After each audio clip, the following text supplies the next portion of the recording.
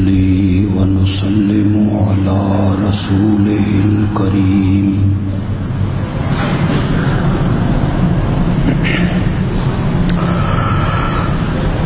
وعلى آله وأصحابه أجمعين.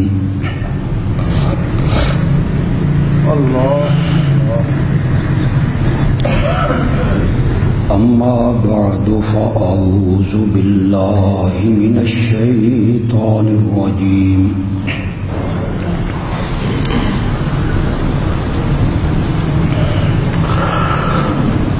بسم الله الرحمن الرحيم.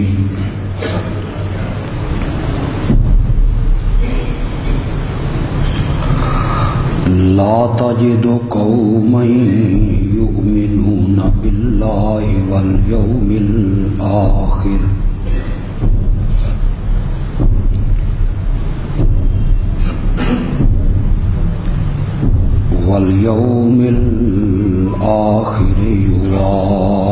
يوادون من حاد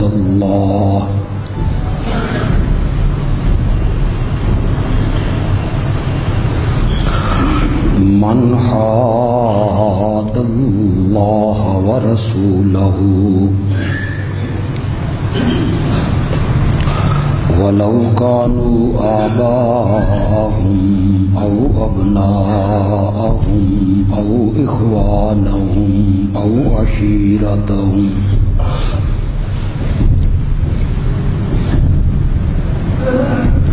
أولئك كتب في قلوبهم الإيمان وأيدهم بروح منه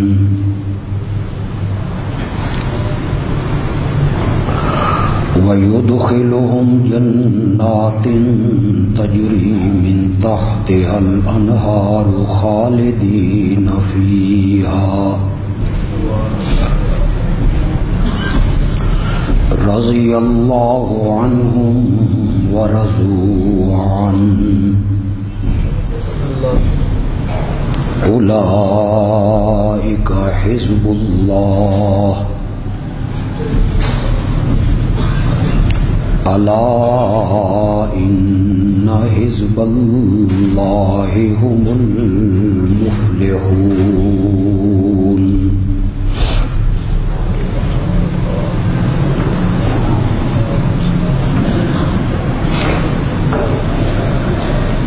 تو نہیں پائے گا ان لوگوں کو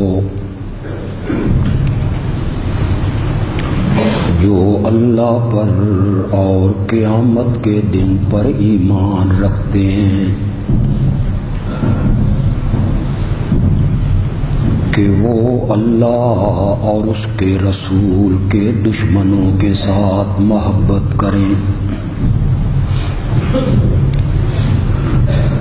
اگرچہ وہ ان کے باپ دادا ہی کیوں نہ ہوں، یا اولاد ہی کیوں نہ ہو، یا بھائی کیوں نہ ہو، یا کنبا قبیلہ.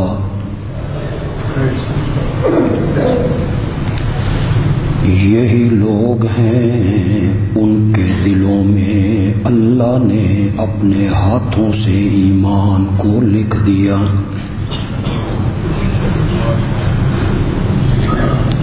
اور اپنی طرف سے مدد کے ساتھ ان کی تائید کی، اور ان کو ایسے باغات میں داخل کرے گا جس کے نیچے نہریں بہتی ہیں، وہ اس میں ہمیشہ رہنے والے ہیں. اللہ ان سے راضی ہو گیا اور وہ اللہ سے راضی ہو گئے. یہی اللہ کا لشکر ہے. سنو یقیناً اللہ کا لشکر ہی فلاح پانے والا ہے. اللہم صلی علی سیدنا و مولانا محمد وعلى آل سيدنا ومولانا محمد وبارك وسلم ثم صل عليه.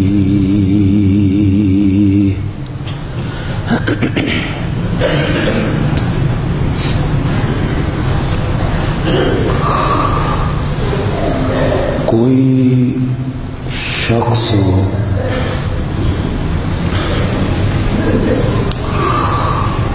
دائرہ اسلام میں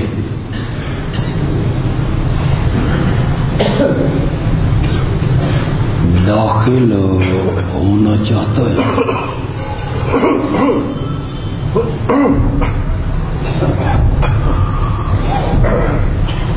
اس کے لیے ضروری ہے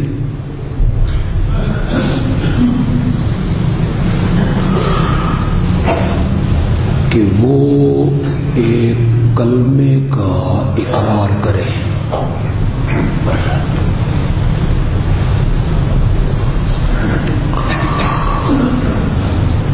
اور جس کلمے کا اقرار کرنا ہے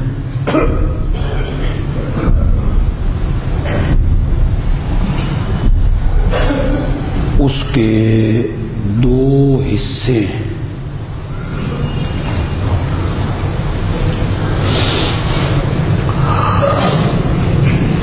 پہلے حصے میں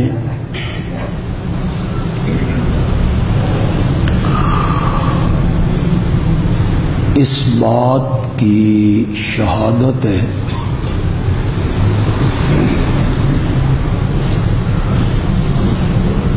کہ اللہ کے سوا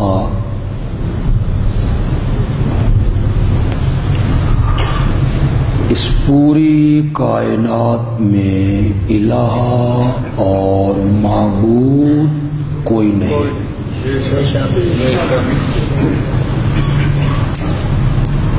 اشہد ان لا الہ الا اللہ.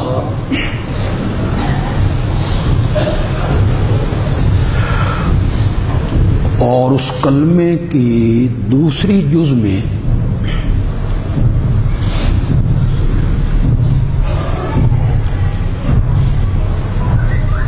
اس بات کی شہادت ہے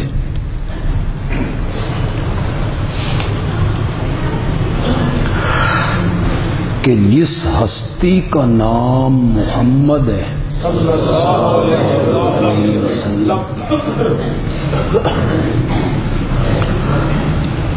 میں انہیں اللہ کا رسول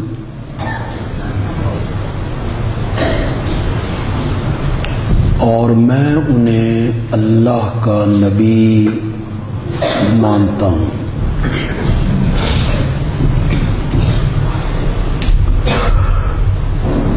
پہلے حصے میں اقرار الوہیت ہے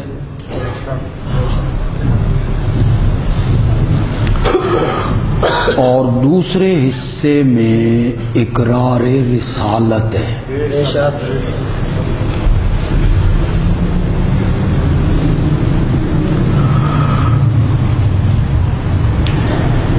کیا مسلمان ہونے کے لیے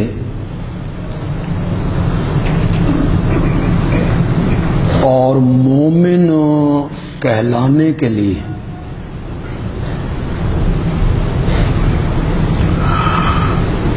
اتنا اقرار کافی ہے کہ محمد اللہ کے رسول ہیں صلی اللہ علیہ وسلم؟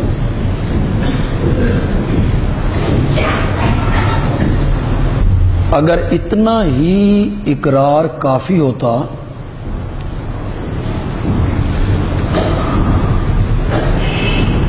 مدینہ کے منافق بھی مومن تسلیم کیے جاتے.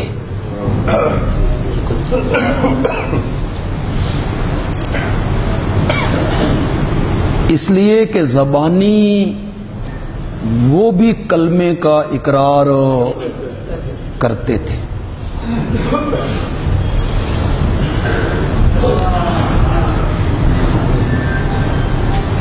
اتنا اقرار کافی نہیں، بلکہ اس اقرار کے کچھ مطالبے ہیں۔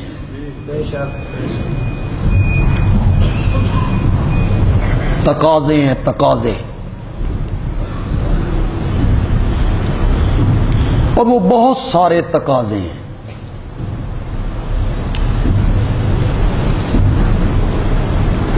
اگر کوئی آدمی ظاہر بین آدمی یہ کہے کہ محمد الرسول اللہ کے اقرار میں تقاضوں کا کہاں ذکر ہے؟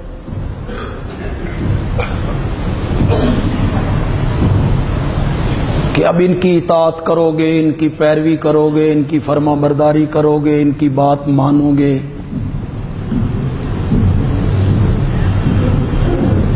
اس جملے میں تو اس کا ذکر ہی کوئی نہیں۔ اس میں تو ہے کہ جس ہستی کا نام محمد ہے وہ اللہ کے رسول صلی اللہ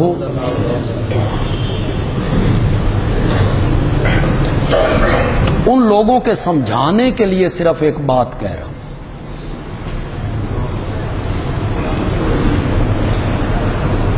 جب نکاح کی تقریب ہوتی ہے اور دلہن والوں کی طرف سے ایجاب ہوتا ہے، ایجاب اس کا والد کرتا ہے، اس کا بھائی کرتا ہے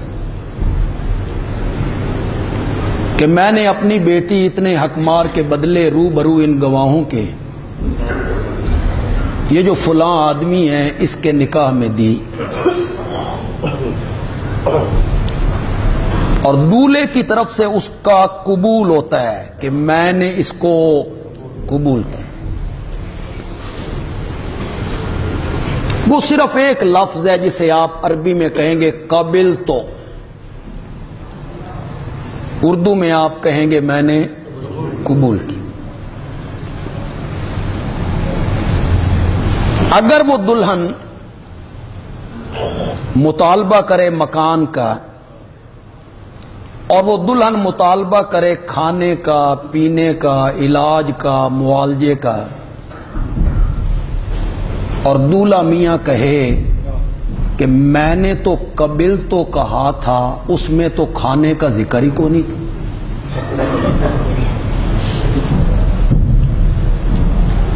کہنے منع کرو یار، یہ ساتھ میں پکا کام کرو۔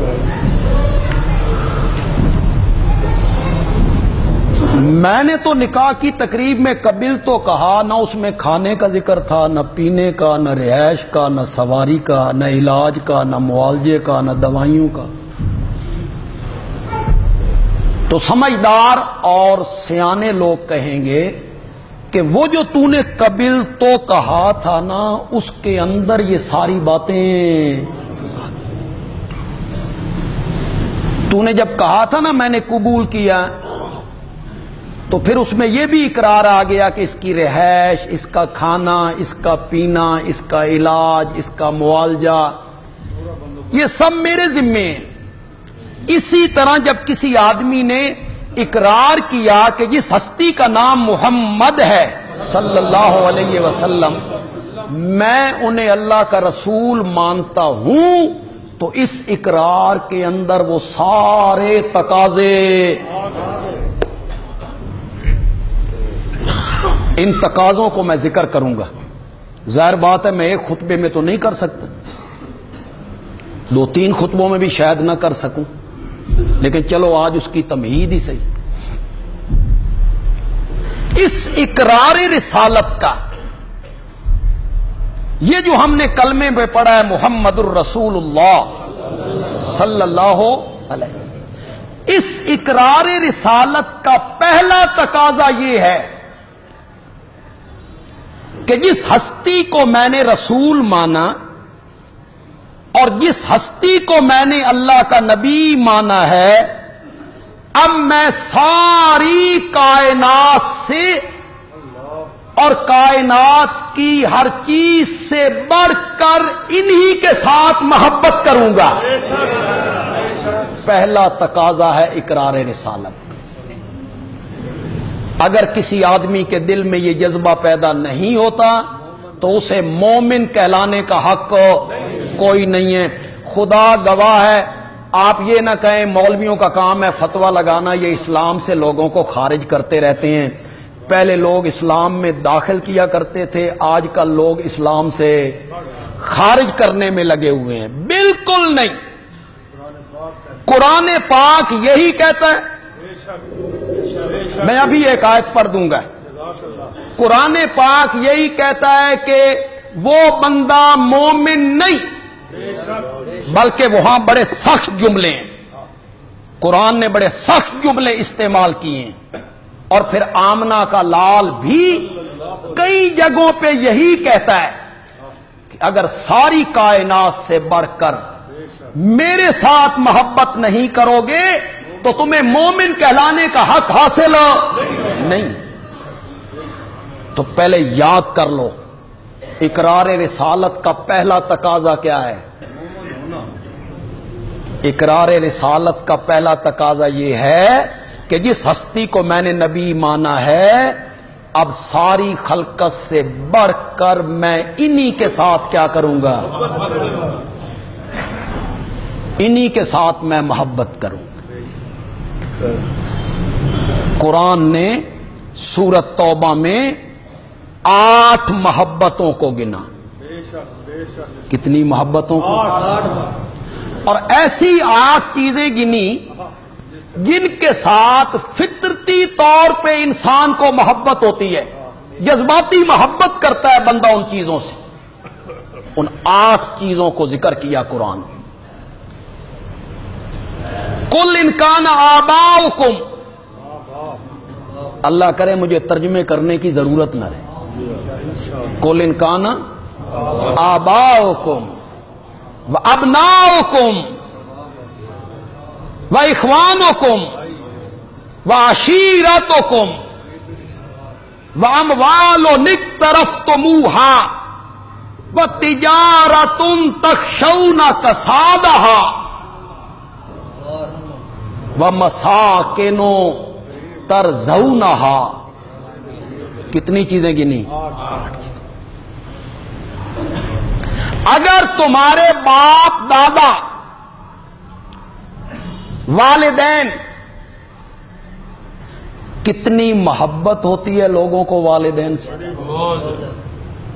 یہ بندہ شریف ہوئے تھے، شرط یہ ہے نا، انہیں بندہ خبیث ہو جائے اور ماں باپ کی قدر نہ کرے، اس کی تو بات ہی نہیں ہے نا۔ بندہ شریف ہو، سمجھدار ہو، سنجیدہ ہو، دانا ہو، کتنی محبت کرتا ہے بندہ والدین سے، اور ماں سے بندہ کتنی محبت کرتا ہے۔ قل ان کان آباؤکم، اگر تمہارے باپ دادا مائیں، وابناؤکم، اور تمہارے بیٹے اولاد، کتنی محبت ہوتی ہے بندوں کو اپنی اولاد سے۔ مال قربان، دولت قربان، جان قربان، آرام ہو، ہر چیز بندہ قربان کر دیتا۔ مائیں قربان کر دیتی ہیں، باپ بھی قربان کر دیتے۔ قل ان کان آباؤکم، 1، ابناؤکم، اخوانکم، تمہارے بھائی۔ میں نے کہا نا شرفاء کی بات ہو رہی، کہتے ہیں نا کہ بھائی بازو ہوتے، بھائیوں میں جدائی نہیں ہو سکتی۔ تمہارے بھائی، وازواجکم، اور تمہاری بیویاں۔ اس دی تشریح کرن دی من کوئی ضرورت نہیں۔ تمہاری بیویاں، وعشیرتکم، تمہارا کنبہ، قبیلہ، برادری۔ برادری میری، میرا کنبہ، میرا قبیلہ، جو خوشی اور غمی کے ٹائم پہ سر پہ کھڑے ہو، دکھ اور سکھ کے شریک ہو، وہ تمہارا کنبہ اور قبیلہ۔ وَتِجَارَةٌ تَخْشَوْنَ كَسَادَهَا، اور تمہاری وہ تجارت اور سوداگری جس کے مندے پڑنے سے ڈرتے رہتے ہو۔ کساد بازاری، کسادہا، کساد بازاری یعنی اس شے دا رواج ختم ہو جائے، بندہ پریشان ہو جائے، سیل کم ہو جائے۔ تمہاری وہ تجارت جس کے مندے پڑ جانے سے ڈرتے رہتے ہو، وَأَمْوَالٌ اقْتَرَفْتُمُوهَا، اور تمہارے مال، اللہ نے بھی مال میں قید کیسی لگائی، اقْتَرَفْتُمُوهَا، جن مالوں کو بڑی محنت سے کماتے ہو، خون پسینہ لگے ہوئے نا، پھر مال آئے تو بندہ اس سے محبت کرتا ہے، تے والد دی وراثت وچ لب جائے اس کے ساتھ اتنی محبت نہیں۔ کتنے نوجوان ہم نے دیکھے باپ کی وراثت میں بہت پیسے پائے، دولت پائی، زمینیں پائیں، سواریاں پائیں، یاروں دوستوں کے ساتھ مل کے سب کچھ اڑا دی۔ آپ سارے لوگ جتنے بیٹھے ہو اپنے والد صاحب کو دیکھو، اور کبھی ان سے پوچھا کرو یا اپنی والدہ سے پوچھا کرو یا پھوپھیوں سے پوچھا کرو، بھائی والد صاحب نے اس مال کے کمانے میں کتنی محنت، کس طرح جوڑے ہیں پیسے۔ وَأَمْوَالٌ اقْتَرَفْتُمُوهَا، اور تمہارے وہ مال جن کو بڑی محنت سے کماتے ہو، وَمَسَاكِنُ تَرْضَوْنَهَا، اور تمہاری وہ بلڈنگیں اور مکان اور بنگلے اور کوٹھیاں، تَرْضَوْنَهَا، جن کو دیکھ دیکھ کے خوش ہوتے رہتے۔ اے لیٹرین اساں لجی بنائیے تے 3 لاکھ روپیہ، تو 3 لاکھ اگر لیٹرین پہ روپیہ لگا دیا جائے، اس کی خاصیت کیا ہے کہ قبض نہیں ہوتی، اس میں جلدی بندہ کو فراغت ہو جاتی۔ 3 لاکھ کی ہم نے بنائی ہے جی لیٹرین، یہ فانوس ہم نے 1.5 لاکھ کا خریدا ہے جی، یہ مین دروازہ ہم نے 5 لاکھ کا بنایا ہے۔ لوگوں کو بتاتے رہتے ہو، خوش ہوتے رہتے ہو، وہ مکان اور بنگلے اور کوٹھیاں بنا کے۔ کتنی چیزیں گنی، تمہارے باپ دادا مائیں، تمہاری اولاد، تمہاری بیویاں، تمہارے بھائی، کنبہ قبیلہ، مال، تجارت، مکان، اس کے مقابلے میں 3 محبتیں گنی۔ احبا، اگر یہ 8 چیزیں تمہیں زیادہ پیاری ہیں، من اللہ ہے، زور سے بولو، ورسولہ، وجہاد فی سبیلہ، اللہ کی راہ میں لگانے سے، جہاد فی سبیل اللہ سے، اللہ سے اور اللہ کے رسول سے، ان 3 چیزوں سے اگر تم ان 8 چیزوں سے زیادہ محبت کرتے ہو، فتربصوا، انتظار کرو، حتی یاتی اللہ بامرہ، کہ تم پر اللہ کا عذاب کس ٹائم اترتا ہے۔ کتنے سخت جملے ہیں، بولو، انتظار کرو۔ فتربصوا حتی یاتی اللہ بامرہ، امر العذاب، اللہ کا عذاب والا حکم کس وقت تم پہ نازل ہوتا ہے؟ اجتماعی طور پہ تو عذاب اس امت پہ نہیں آنا جس طرح پہلی قوموں پہ آیا کرتا تھا، لیکن اگر ہم محسوس کریں تو ہم آج بھی عذاب کے شکنجوں میں ہیں۔ غموں اور پریشانیوں سے بڑا عذاب کیا ہوتا ہے؟ بد امنی سے بڑا عذاب کیا ہوتا ہے؟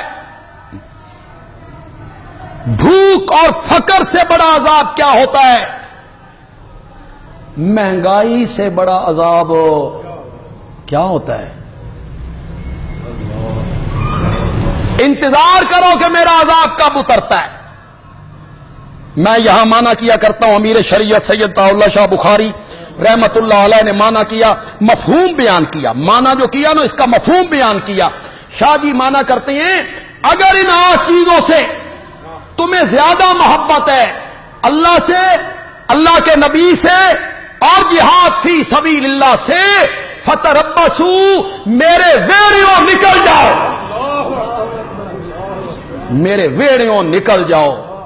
من ایو جائے لوگ وسان دی ضرورت ہو کوئی، میں نے وہ لوگ زمین پہ بسانے ہیں جو ساری کائنات سے زیادہ محبت کرتے ہوں اللہ کے ساتھ اور اللہ کے نبی کے ساتھ۔ قرآن نے کیا کہا؟ کتنا سخت جملہ استعمال، قرآن نے ان لوگوں کو پھر مومن مانا؟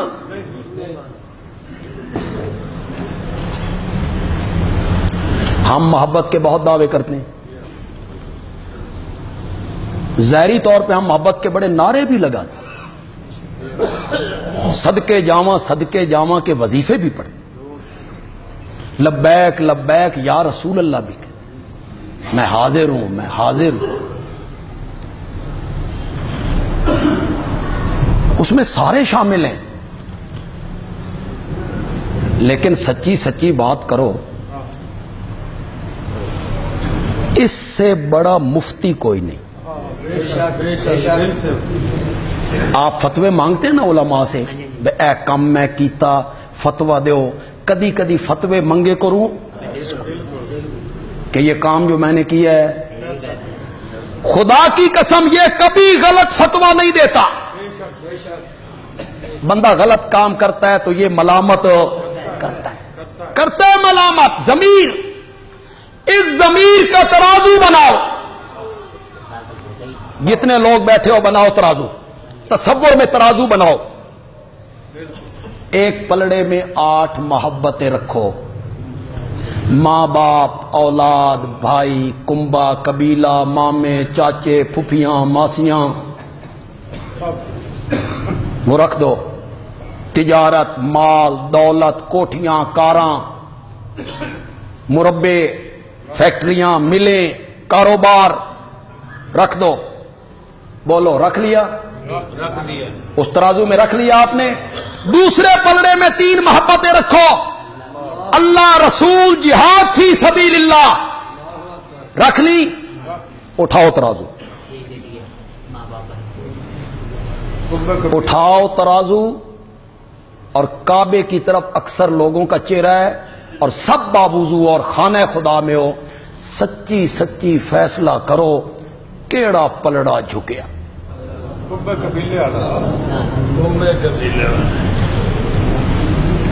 ہاں جذباتی طور پہ آپ کہیں گے ہمیں نبی پاک سے محبت ہے، میں صدقے جاواں، میں قربان جاواں، زبانی طور پہ یہ سب کچھ آپ کہیں گے، اور جب عمل کا ٹائم آئے گا تو پھر جب مرنے پرنے ہوتے ہیں اور اس میں خلاف شرع کام ہوتے ہیں، شریعت کے خلاف کام ہوتے ہیں، اس وقت برادری آگے آتی ہے کہ نبی پاک آگے آتے ہیں؟ بولو، بولتے کیوں نہیں ہو؟ اس وقت کہتے ہو اے منڈے دا ماما ڈھول لے کے آ گئے، ہمارا داماد کہتا ہے جی کول کروانے ہیں، تے داماد نو ناراض تے نہیں کیتا جا سکتا نا، اللہ دے نبی دی خیر ہے، صدقے جاواں، بس ادھر صدقے جاواں، محبت کا عاشقی چیست بگو بندے جانا بودن. فارسی کے شاعر نے شعر کے ایک مصرے میں پورے صفحے کی عبارت درج کر سوال بھی کیا جواب بھی درج کر دیا. عاشقی چیست کہتا ہے عاشقی کیا ہے, عشق کیا ہے. بگو کہتا ہے جواب دے. بندے جانا بودن عاشقی ہے محبوب کے غلام بن جانے کا نام. عاشقی ہے محبوب کے غلام. عشق کس کا نام ہے کہ محمد عربی کے غلام بن جاؤ, اپنی زندگی ان کے مطابق گزارو. عشق نبی کا دعویٰ اور کام غیر شرعی نہ, یہ پالیسی اور یہ رویہ. اللہ تو اپنی جگہ پہ رہ گیا, کوئی عقل مند بندہ بھی اس کو ماننے کے لیے تیار نہیں ہے. یہ ٹھیک ہے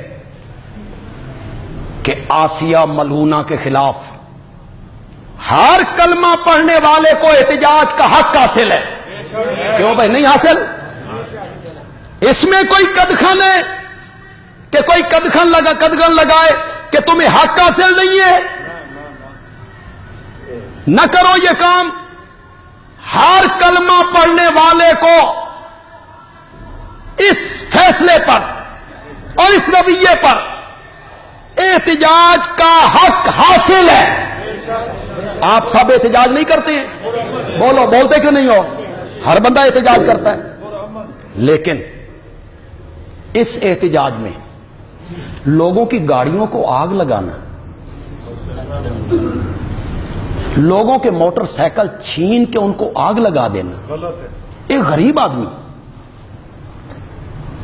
آدمی اس کی گھر کی روٹی مشکل سے چلتی ہے, اس کی ایک سواری ہے بیچارے کی, اس کا اس فیصلے میں کیا قصور ہے؟ کیا قصور ہے اس موٹر سائیکل والے کا؟ کیا قصور ہے اس کار والے کا؟ کیا قصور ہے اس ٹرک والے کا؟ کیا قصور ہے اس بس والے کا؟ کیا قصور ہے ایک عام دکاندار کا کہ اس کی دکان کو آپ آگ لگا لیں اور اس کی دکان کا مال آپ لوٹ لیں؟ نبی پاک کی یہی تعلیم. بولو, بولتے کیوں نہیں ہو؟ یہ جو بات میں کہہ رہا ہوں غلط کہہ رہا ہوں کہ صحیح کہہ رہا ہوں؟ کرو میری تائید, صحیح نہیں کہہ رہا ہوں. احتجاج کیجئے, اپنی آواز حکومت وقت کے کانوں تک پہنچائیے, بھرپور احتجاج کیجئے.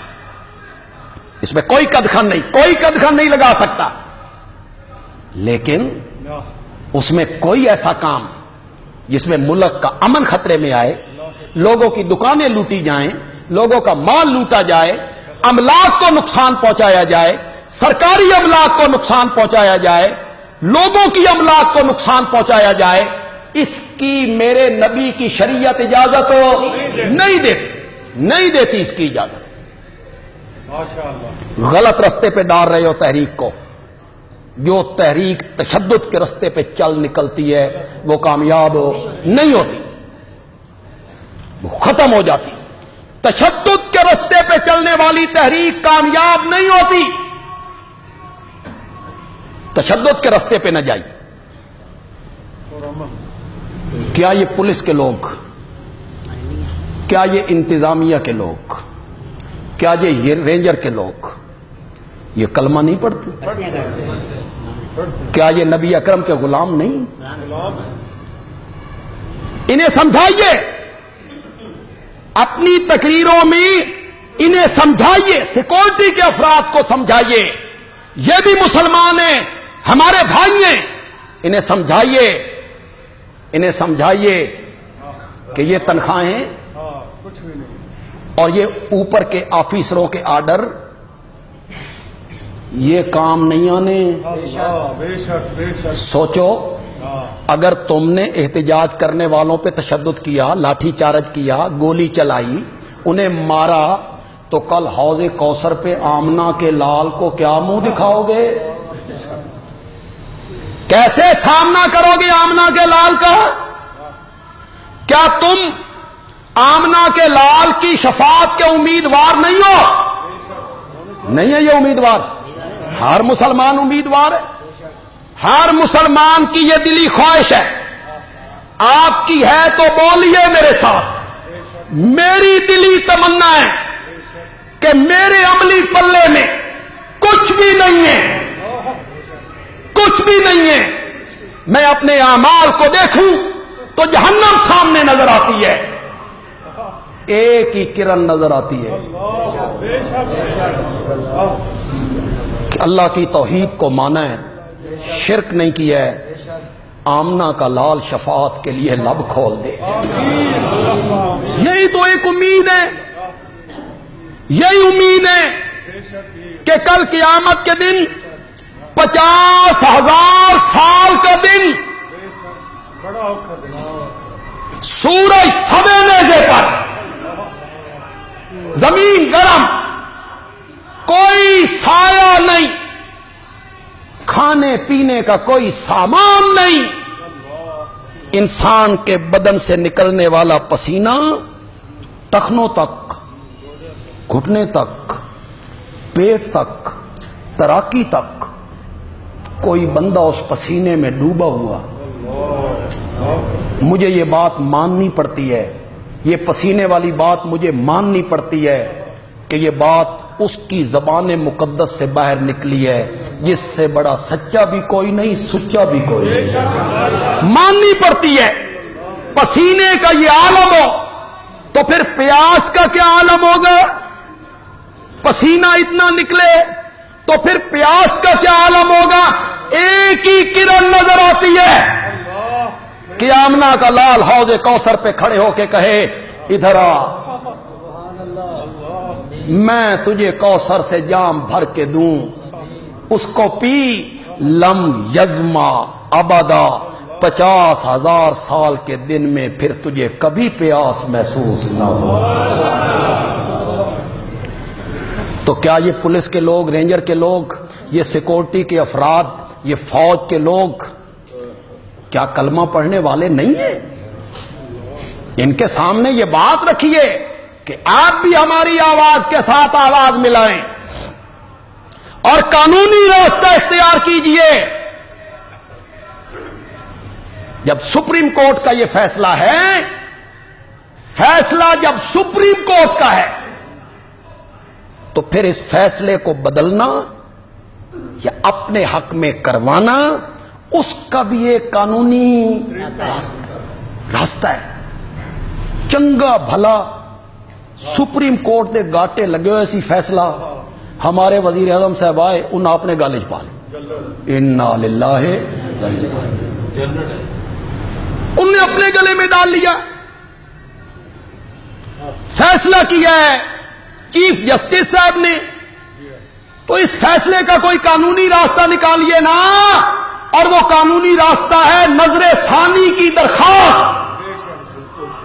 نظر ثانی کی درخواست دے کر احتجاج کے ذریعے دباؤ بڑھائیے.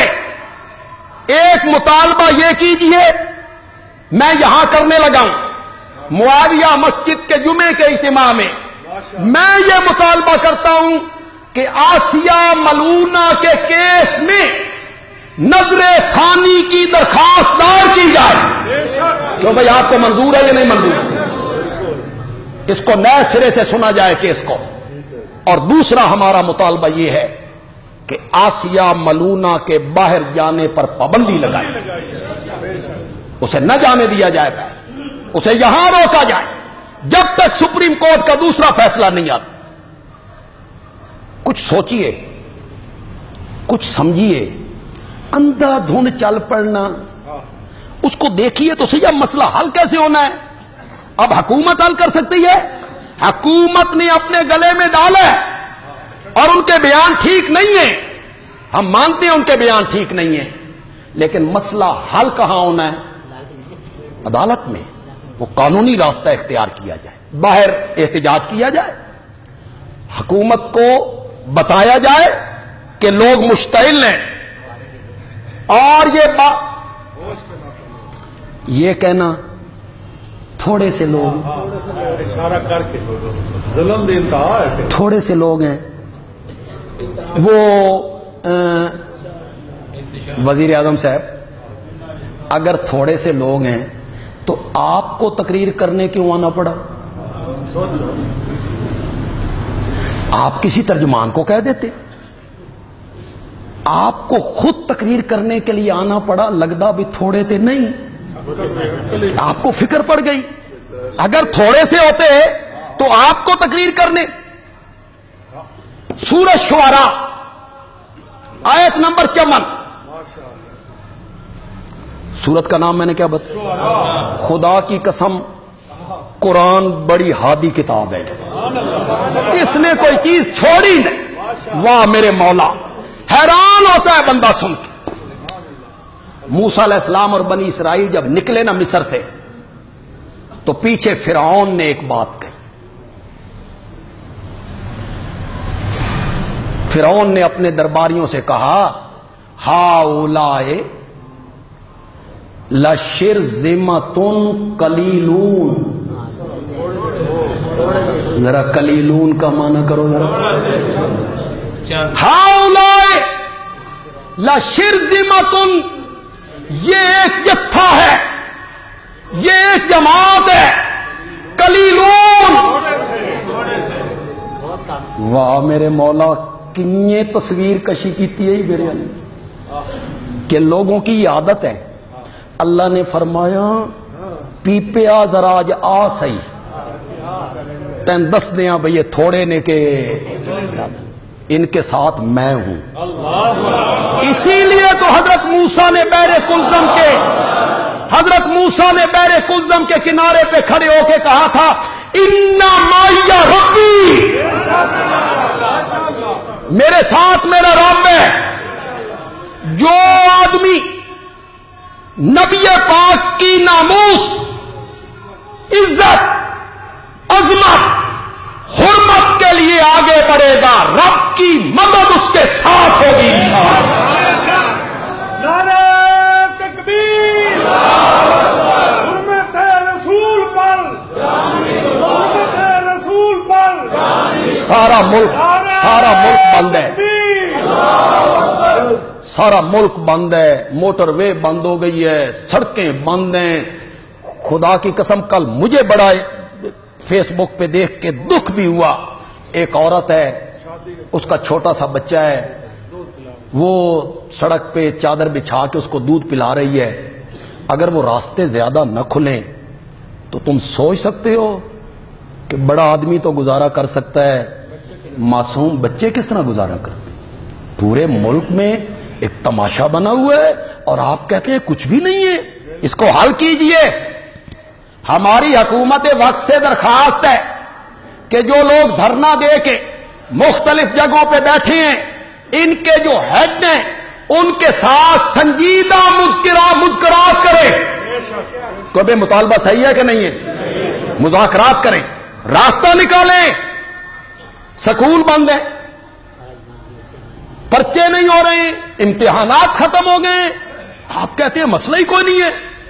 مذاکرات کریں، اس کو سنجیدگی سے لیں اور سارے لوگ دعا کریں اللہ تعالیٰ اس کا کوئی حل نکالے، اللہ اس کا کوئی سنجیدہ حل نکالے. احتجاج ہو، لوگ سڑکوں پہ آئیں، پولیس سامنے آئے، لوگ بھی سامنے آ جائیں.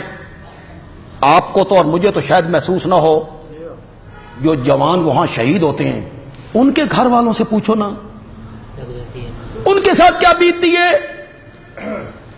اللہ دعا کرو اللہ محفوظ فرمائے، دعا کرو اللہ حفاظت فرمائے، اللہ ایسے حالات نہ لائے، اللہ حکومت کو عقل کے ناخن دے کہ وہ سنجیدگی اس کے ساتھ مذاکرات کریں اور اس کا کوئی راستہ نکالیں.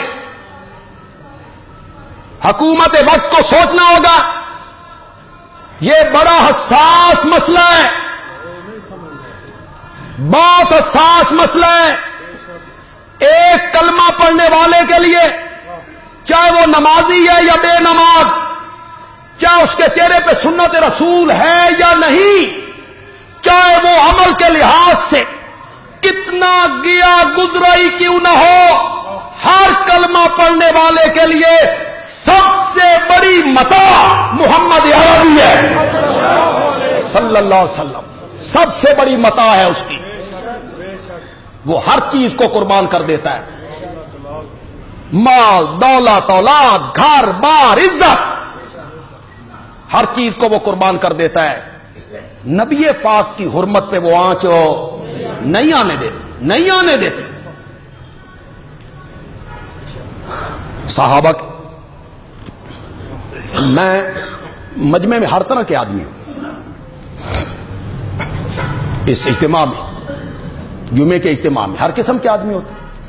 میں جانتا ہوں عام میں سے کچھ آدمی ایسے بھی ہوں گے جن کا خیال یہ ہوگا کہ معافی مانگ رہی، چھوڑ دینا چاہیے.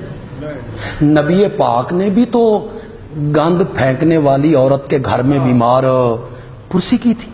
یہ بڑے لوگ فیس بک پہ بھی اس کو ذکر کر رہے کہ جو گند ڈالتی تھی سر پہ، وہ بیمار ہوئی تو آمنہ کے لال بیمار کرسی کرنے چلے گئے، تو اس کو کیوں نہیں معاف کیا جاتا؟ یہ جو گند ڈالنے والی بات ہے یہ کسی حدیث کی کتاب میں نہیں، کسی حدیث کی کتاب میں نہیں. یہ سیرت کی تاریخ کا واقعہ ہے. اس کو آپ نے بنیاد بنا لیا اور اس کے مقابلے میں آپ کو صحیح حدیثیں اور میرے آقا کا یہ فرمان یاد نہ رہا کہ میرے نبی نے صحابہ کے مجمع میں کہا تھا کہ یہودیوں کے سب سے بڑے عالم کعب ابن اشرف، اس کے جو بکواس ہیں میرے متعلق، میں بڑا پریشان ہوں. تم میں سے کون ہے جو اس کی گردن قلم کر کے لائے؟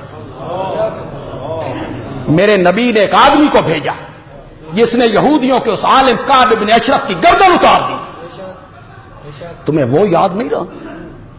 نبی پاک کو اختیار ہے کہ وہ معاف کریں، امتی کو اختیار نہیں ہے. امتی کو اختیار نہیں ہے. اس طرح آپ چھوٹ. ہاں، وہ آسیہ ملونہ، اس نے کہیں یہ بھی کہا کہ جن عورتوں کے ساتھ میرا جھگڑا ہوا انہوں نے پہلے حضرت عیسیٰ کو گالیاں دی. اس کا مطلب یہ ہوا کہ تم نے بھی پھر دی تو تم نے بھی کیس رجسٹر کروانا تھا.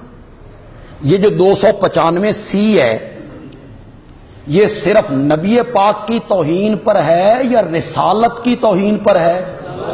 غور سے بولو. یہ صرف نبی پاک کی توہین کے لیے بنا ہے؟ یہ توہین رسالت، کسی نبی کی توہین.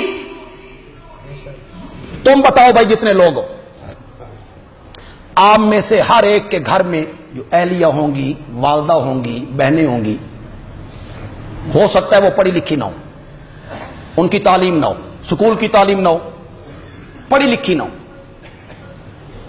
کبھی تمہاری کوئی بیوی، بہن، بیٹی، پھوپھی، خالہ، ماں، چاہے وہ جاہل ہو، حضرت عیسیٰ کے متعلق وہ غلط جملے بول سکتی ہے؟ عقل مانتا ہے اس کو؟ ہمارے قرآن نے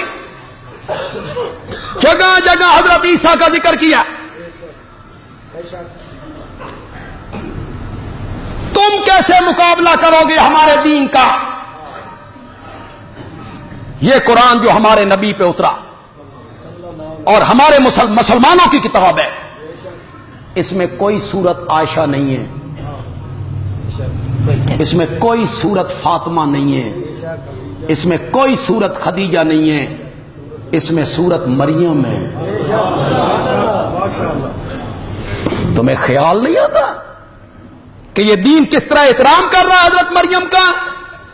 یہودیاں نال جفے باندھے ہو، ان کے ساتھ ایک بن جاتے ہو. جو یہودی کہتے ہیں کہ مریم کے یوسف نجار کے ساتھ ناجائز تعلقات تھے، جس کی پاداش میں عیسیٰ پیدا ہوا، یہ یہودی کہتے ہیں۔ ان سے تمہاری دوستی ہے، ان سے تمہارا پیار ہے۔ ہمارے مقابلے میں، مسلمانوں کے مقابلے میں تم ایک ہو گئے ہو۔ جو مریم کو بدکارہ کہتے ہیں وہ تمہارے بھائی ہیں، اور جن کے مذہب کی کتاب کہتی ہے وَأُمُّهُ صِدِّیقَةٌ، وَأُمُّهُ صِدِّیقَةٌ، کہ مریم کی ماں کیا تھی؟ یا مریم اُقْنُتِی لِرَبِّک، فرما برداری کر اپنے، یا مریم ان اللہ اصطفاک وطہرک علی نساء العالمین۔ میرے مذہب اسلام کا نبی، آخری نبی، سارے نبیوں کا سر، سارے پیغمبروں کا امام، سارے نبیوں کا خاتم، قرآن ان کا نام صرف 4 مرتبہ لیتا ہے، صرف 4 مرتبہ۔ عیسائیوں، حضرت عیسیٰ کا نام قرآن 25 سے زیادہ مرتبہ لیتا ہے۔ ہم تصور کر سکتے ہیں حضرت عیسیٰ کی توہین کا؟ بولو یار، کر سکتے ہیں؟ جو آدمی حضرت عیسیٰ کی بال برابر توہین کرے وہ دائرہ اسلام سے خارج ہے۔ کسی نبی کی توہین کفر ہے۔ آسیہ ملونہ نے حضرت خدیجہ کے متعلق یہ جملے کہے کہ مسلمانوں، تمہارے نبی نے خدیجہ سے جو شادی کی تھی یہ دولت کے لالچ میں کی، اور جو مدعی کے وکیل ہیں ان کی پریس کانفرنس سنو۔ مدعی کے وکیلوں نے فیصلے کے بعد جو پریس کانفرنس کی، سنو، وہ پریس کانفرنس فیس بک پہ موجود ہے، انٹرنیٹ پہ موجود ہے۔ وکیلوں نے کہا کہ جو لفظ آسیہ نے نبی اکرم صلی اللہ علیہ وسلم کے متعلق استعمال کیے، ہماری زبان اجازت بھی نہیں دیتی کہ ہم اس کو نقل کریں۔ ہم اس کو کیا کریں؟ نقل کریں۔ مسلمانوں کو احتجاج کا حق ہے یا کوئی نہیں؟ احتجاج ہونا چاہیے، لیکن ایک دائرے کے اندر رہ کے پورا من، کسی کی املاک کو نقصان نہیں پہنچنا چاہیے، کسی کی ریڑی، کسی کی دکان، کسی کے 10 روپے کا بھی نقصان نہیں ہونا چاہیے۔ موٹر سائیکل والے کا موٹر سائیکل جلا رہے ہو، اس کا کیا قصور ہے؟ اتنا نہیں سوچ رہے ہو؟ پورا من احتجاج ہو، اور اس وقت تک جاری رہے جب تک نظر ثانی کی اپیل دائر نہیں ہوتی اور آسیہ ملونہ کا نام اس لسٹ میں نہیں آتا کہ وہ باہر ملک روانہ نہیں ہو سکے۔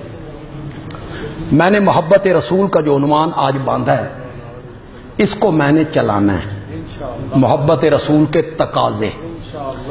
آپ اگر اس عنوان کو سننا چاہتے ہیں کہ نبی اکرم صلی اللہ علیہ وسلم سے ہماری محبت ہے، ہم اس عنوان کو سنیں گے، تو آپ نے جلدی اگلے جمعے پہ آنے کی کوشش کرنی ہے۔ میں نے یہیں سے شروع کرنا ہے جہاں سے میں نے آج ختم کیا ہے۔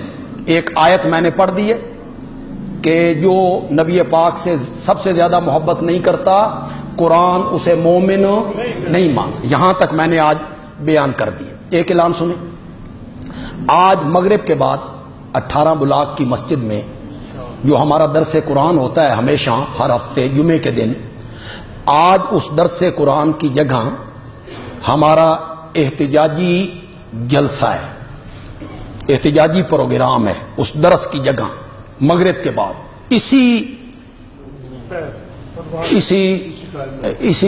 مغرب کے بعد اسی وقت اور اسی معاملے کے لیے کہ ہم اپنا احتجاج ریکارڈ کروائیں، تو مغرب کے بعد زیادہ لمبا پروگرام نہیں ہوگا انشاءاللہ، جلدی آپ کی جان چھوڑ دیں۔ تو میں آپ سے اب کیا کہوں، درخواست کروں، گزارش کروں کارکنوں کو حکم دوں حکم کرو استاد کہ اس آج ناموس رسالت کے لیے، نبی پاک کی عزت کے تحفظ کے لیے سب لوگ مغرب کے بعد 18 بلاک کی مسجد میں پہنچے. ٹھیک ہے بھائی، اپنے دوستوں کو بھی آپ دعوت دیں. ایک تو یہ اعلان ہو گیا. دوسرا اعلان یہ ہے کہ 8 نومبر یہ جو آنے والی جمعرات ہے، جمعرات کو عشاء کی نماز کے بعد اسی معاویہ مسجد میں تحفظ ختم نبوت کے عنوان پر یہ ہماری 6ٹی سالانہ کانفرنس ہے. یہ سالانہ کانفرنس ہوتی ہے. ہمارے دروس قرآن محلوں میں شروع ہیں. 4 درس میں دے چکا ہوں اور 4 درس میں نے منگل تک انشاءاللہ دینے ہیں. 8 درس میں نے دینے ہیں اور سارے شہر میں 35 درس ہو رہے ہیں ختم نبوت کے لیے انشاءاللہ. بڑا مزہ آ رہا ہے، لوگ محظوظ ہو رہے ہیں. آخری پروگرام ہے جمعرات کو 8 نومبر عشاء کے بعد. ہماری جماعت کے مرکزی امیر مولانا محمد طیب طاہری، دوسرے ہماری جماعت کے بزرگ علماء، خطیب، مقررین تشریف لائیں گے. میں نے بھی اس میں اس کانفرنس میں خطاب کرنا ہے جی انشاءاللہ. تو اس کے لیے میں اب سب لوگوں کو دعوت دے رہا ہوں کہ 8 نومبر جمعرات عشاء کے بعد، اول تو سارے وقت کے لیے آپ آئیں. سارے وقت کے لیے نہیں آ سکتے تو کچھ وقت کے لیے آپ ضرور تشریف لائیں. ٹھیک ہے. کل کا جو ہمارا درس ہے وہ عائشہ مسجد نیو کمبو کالونی، اس میں ہمارے ایک مہمان خطیب بھی آ رہے ہیں مولانا احمد شعیب خان. کل کا جو درس ہے میں نے بھی جانا ہے اور انہوں نے بھی وہاں تشریف لانا ہے. کل وہ عائشہ مسجد میں یہ پروگرام ہوگا. دوسرے جو درس ہو رہے ہیں ابو ایوب انصاری میں ہوگا انشاءاللہ، اور حیدرآباد ٹاؤن میں ایک ہمارا درس ہے وہ ہوگا انشاءاللہ. جتنے بھی درس دوسری جگہ پہ آپ وہ سامنے ہمارے اشتہار دیکھیں گے. واپس آپ جائیں وہ دروازے پر آپ اشتہار دیکھیں، وضو خانے میں آپ ہمارے اشتہار دیکھیں، آپ ہمارے وہ سارے اشتہار آپ دیکھیں. آپ ہمارے لیے دعا کر دیں.